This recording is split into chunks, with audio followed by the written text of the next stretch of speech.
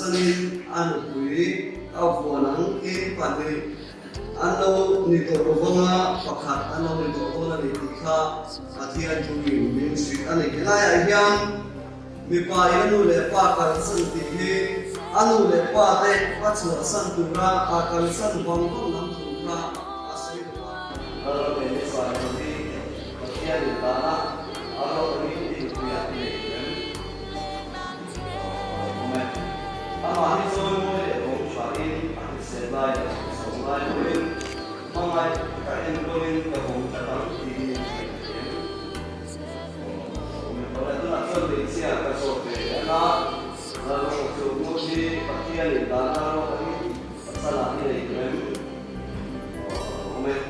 ama ni so mo le ong sha in na se lai so lai mo in mangai ka en ko in ka hong ta ta ti ni mi pi Guna tu guna pe taru masuk le taru jadi sayo kesuan. Tapi le taru san kesiat puin ini le tu anjung dona anjung le kan kesiat puin ini entry na mikuite kan tu tadi nanti lah.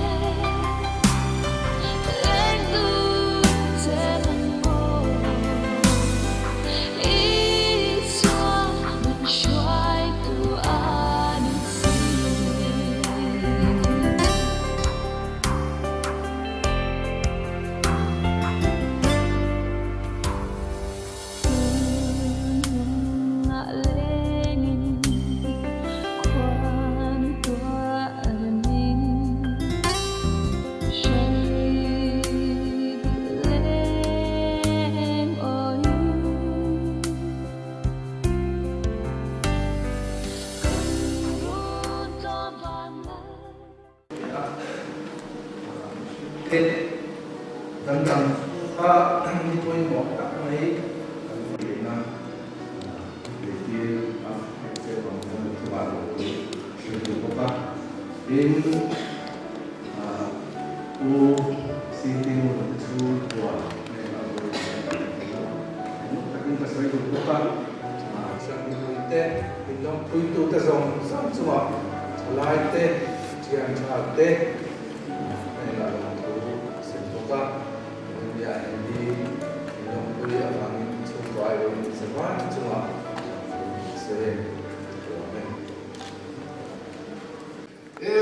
Dia kan dia nonton meja pun, ini pun dia bersiap. Ini sudah cuan, medan pun boleh ni terkira tu pasal buah.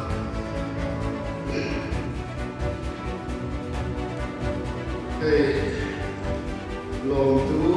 soi tak Tuhan soi pilih, jadi kian ni jual soi di harus kau maya, jadi jadi kau apa jual, tapi orang harus lah, tu soi lagi, waktu aci apa,